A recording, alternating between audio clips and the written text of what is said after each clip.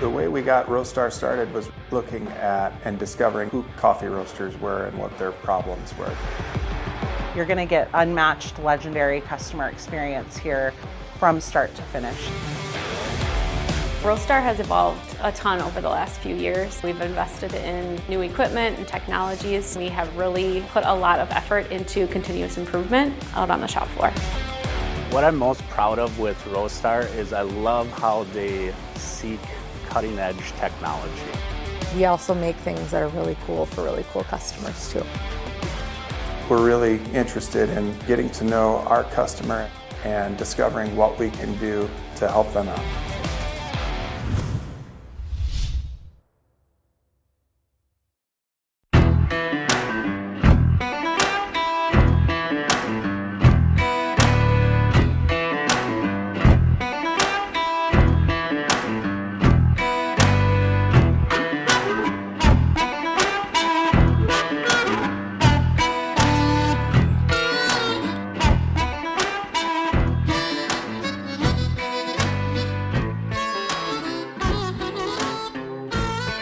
Any questions for me before we get going? Or any thoughts? Do you think what we got, is that okay? Seeing the roaster in the background like that? Is that? I think that's perfect. Okay, I saw it right away. Yeah, it looks good. I mean, it's not the fireplace, but it's still pretty nice. The fireplace with the... Yes. A little cozier. All right. Well, let's get started. And I'll start by just welcoming everyone. Hey, everyone. Welcome to the Coffee People podcast. I'm your host, Ryan Woldt. The show is presented by Roastar Coffee Packaging, which you can find online at roastery.com. Please go there so that they continue supporting the show. I appreciate it. And if you like the show, you can also go online to coffeepeoplepodcast.com. You'll find recaps of this episode, our Coffee Smarter podcast, all the other random coffee stuff that we kind of compile every month. And if you haven't poured a cup of coffee yet, now is the time. I'm popping in today with one of our previous guests, Michael Barthmus, the CEO, founder, the face of the iconic Sivetz Roasting Machines, as it's entered a second life in the industry.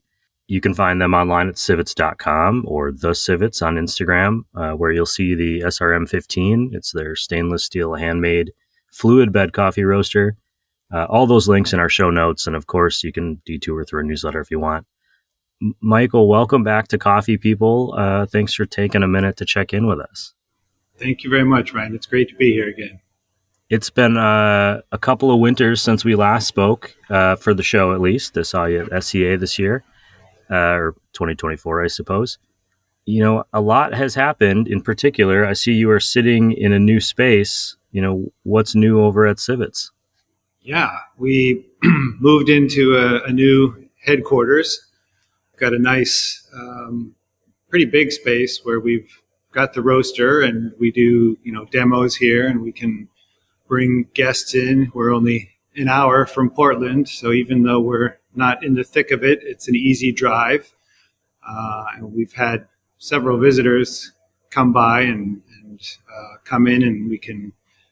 It's one thing to read about a roaster or to check the website, but seeing it in action and being in front of it and being able to answer all the questions that arise, has been very beneficial. And I've seen an uptick in interest now that we have the showroom.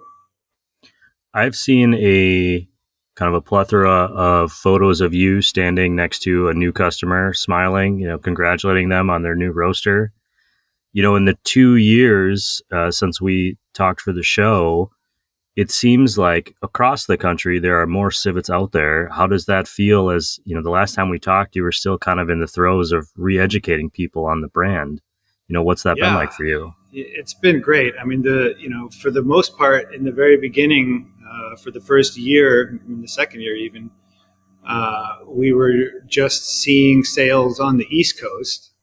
There's kind of more of a Sivetz tradition over there, even though it's a West Coast brand. Mike Sivetz was based in Corvallis. We've got a couple of machines in California now. We've got Oregon. We've got Washington. We've got two in Arizona. So it's kind of evened out now to where if you look at the map of the U.S. Of where we have our roasters, that is kind of evened out. And 24 was our best year yet, and we had the most sales.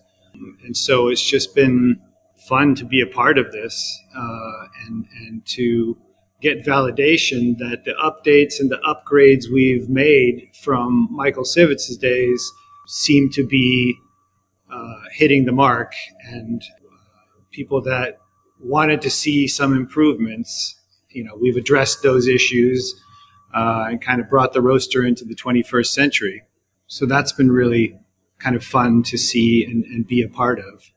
A lot of it also has to do with the growth of awareness of air roasting, whether it's a hybrid air roaster like a Loring or an IMF, or whether it's a pure fluid bed roaster like the Sivetz.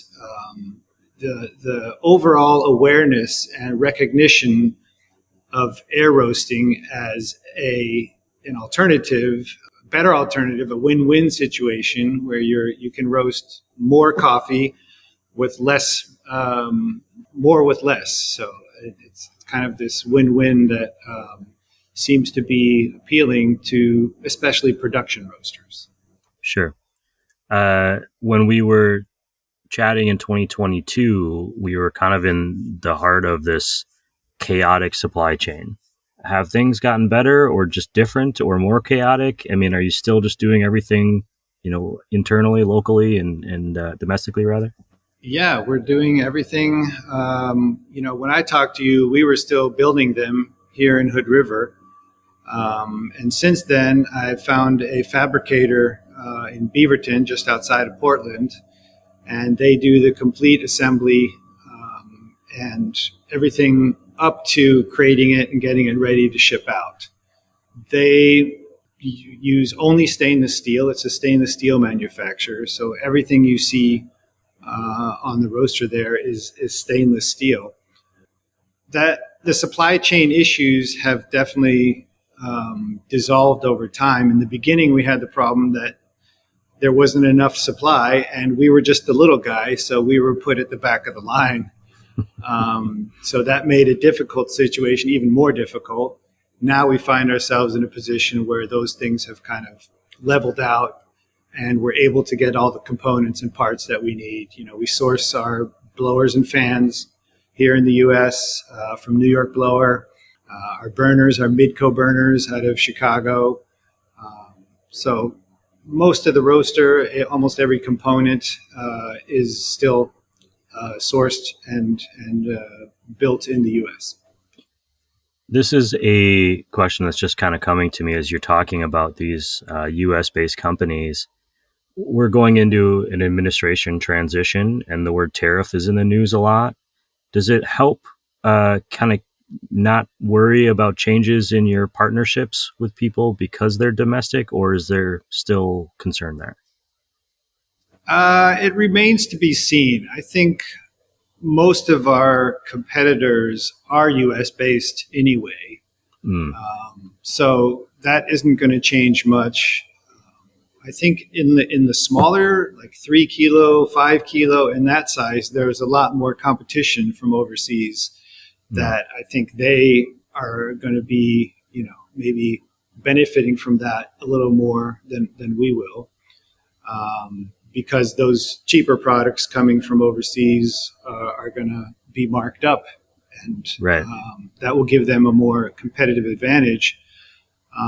But for us, most of our competition is either coming from the U.S. Or Europe. So right.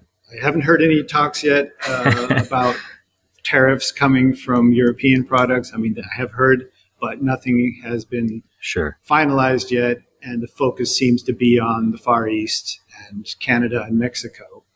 I think, like many, I've been taking a little bit of a break from the news, but I just think about it as, it's one of those things where businesses are beholden to, all sorts of factors on the outside that they don't get to control. You get to control what's happening there in the HQ and like the partnerships you make. Then there's this whole world of things that happen, whether it's climate or politics or, whatever it might be. If the Milwaukee Brewers win the World Series at some point, I will be spending all of the money I have on just celebrations. So anything else that's been happening for you? I mean, if I come to the HQ this summer, is there still going to be nice peanuts to eat? What's the situation Yes. there? Actually, that's kind of evolving into something now. We are roasting the cashews and walnuts, and we're actually going to be launching a nut roasting brand.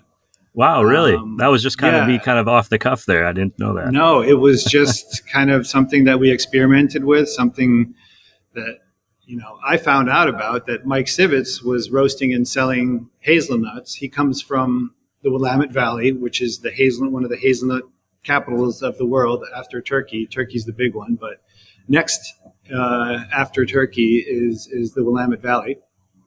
And so he was roasting and selling these nuts in his shop in Corvallis. I heard that on some days he was selling more nuts than he was selling coffee. So that's such an interesting thing to me. And it's one of the reasons I love this show. And I kind of actually got my start years ago. I don't think I've ever mentioned this, like writing a blog about entrepreneurs. And it was all about people who were starting businesses in their garage. And it was always so surprising to me, the things you find in your own community when you start looking for them, just wandering around and going, well, I wonder what's happening behind that door. And, I would have never known that about nuts in the Willamette Valley. That's just, that's going to send me down a Wikipedia rabbit hole later today. That's been a lot of fun to kind of branch out into that. Because the same advantages that you have with coffee beans translate to the nuts. You've got uniformity, you've got repeatability, you've got just the way that they're heated in this motion. If you think of kind of these nuts moving around the whole time and being heated while they're being moved, it just does a really good job of heating them uniformly and bringing out the natural oils that are already in these nuts. So like cashews have a very, very high fat content. And when you heat them in this way, it brings all that to life and it gives it its own flavor without the need for salt or sugar. Most other roasted nuts use oil in some way, like they cook it, they put them in a vat, kind of deep frying them, heating them that way. So even though they're just nuts without salt or sugar or anything, they are cooked in oils, and oftentimes, these are plant-based oils that have their own issues that I think are kind of surfacing more and more now when people are talking about these oils. So this is a purely natural product that is just heated inside this roaster, and we can use the same concepts that we do for coffee. It's a great way to diversify. Is there a brand name for these nuts that we can keep our eyes out on yet? Or is it still that is under? What we're working on right now. That's kind of the challenge. You think, oh, we'll just, whip up a brand and throw it out there. And now we're like, we're turning the stone over 1,000 times. Like, well, that name is too cheeky or that's too campy. How do we get across what we're trying to say? It's going to be a higher end product. So how do we market it? How is the labeling done? What kind of package it's in? All these things are kind of, where we're at right now, but it's going to be very soon, sooner than later. I'm looking forward to that. Anything I missed today? Anything new about Sivetz that we want to share with people before we pop out? We did add a few things. We have a new sound shield. One of the biggest drawbacks to the roaster, based on our feedback, is that it's a little bit noisy. But if you see here, we've got this sound shield. That's the black shield that you see there is covering the combustion chamber now. So we're right around 80, 82 decibels when we're roasting with that. So you no longer need headphones, to protect your ears. That has been very well received, and we've seen, a pretty good order rate with those people who are ordering roasters, picking those up. We're about to release a destoner and a bean loader. Oh, cool. So we'll take away some of the physical drawbacks of loading 15 kilos of time into the roast chamber. And then we're working on a heat exchanger with Oregon State University. So we're going to be trying to bring some of the heat back into the roaster, and it'll be done with most likely with like a heat coil, where you're not actually bringing the smoky air back into it, because that's been an issue with others who have tried to do this. But you are just bringing some of the heat as it's leaving the exhaust stack back into the roaster, and only a little bit of that can do quite a bit for reducing the amount of gas it takes to heat the roaster. Sure. And always just I just paid my electric bill this morning, so yeah, let's try to be more efficient if we can. and we got some feedback from one of our biggest roasters, Brown Bag Coffee Roasters in Quebec. They've just done in December. They did their 4,000th roast on this machine, and they've had it for about a year and a half now. And they did the calculations, and it worked out to about 2 cents per pound of coffee of roasting. So 33 pounds was costing about, I think, 78 cents Canadian of fuel. So I think it's more efficient than people think it is. Yeah, that's much less than I would have guessed. And that's cool that they did that. And it's nice to know that, I think just for anyone listening, like 4,000 roasts in a year and a half is a lot of roasts. I mean, it's taken a pounding. So if they're still pushing away at it, I mean, one thing that always amazes me about roasters in general, and is just the longevity of some of the really well-made roasters. It's going to take maintenance, it's going to take work, but you'll see roasters that have been in action for dozens of years. Yeah, we just put in a new roaster in Tucson at Arbuckle's Coffee, which is a brand that's been around since the 1800s. And they're running it next to a half-bag roaster from 1975. Wow. It's just such a cool industry, I think. Yeah, there's still quite a few of them running. And that's one other thing that we're working on now. I'm hoping by the end of the year, we're going to be getting into the half-bag, so the 35-kilo size. Cool. So we'll have one coming up towards the end of the year where we can double the capacity of what this one can do. Well, I think it's just a lot of continued growth. I mean, when we talked a couple of years ago, there was a lot of, I don't want to say stress and anxiety, but it was still kind of at the beginning of that climb. And now you're kind of halfway up the hill, it seems like, but I think I can see more optimism. Like, yeah, this is working. Like, we're going to keep going. We're going to keep pushing.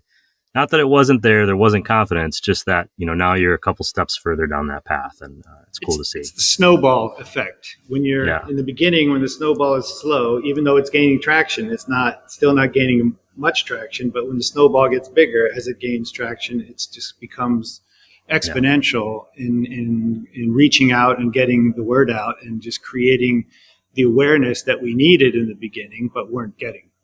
Well, I hope that we're able to be part of that. And obviously, that, yes. I'm grateful you came back on the show. And I'm grateful for everyone listening. They can find the links to Sivetz.com, at the Sivetz on Instagram, in our show notes, in the newsletter. Yes, sir. Can I say one more thing? Absolutely. We will be at the expo in Houston. We're going to have a booth there. We'll have another booth, 20 by 10 booth there, where we will have the SRM 15, and hope everybody can come by and visit us at the booth if you're there. I know that I will be. And the show is part of our Roast West Coast network. Shout out to the presenting sponsor, Roastar, the coffee packaging company. They really enable us to offer up this platform to tell coffee stories, share businesses, share ideas. Find them online at roastar.com. Thank you to Michael for coming back, and to everyone listening. Please tip your baristas. Be sure to drink good coffee. And in the future, make sure you're eating good peanuts. Thank you so much. Appreciate your time. Thanks for inviting me back.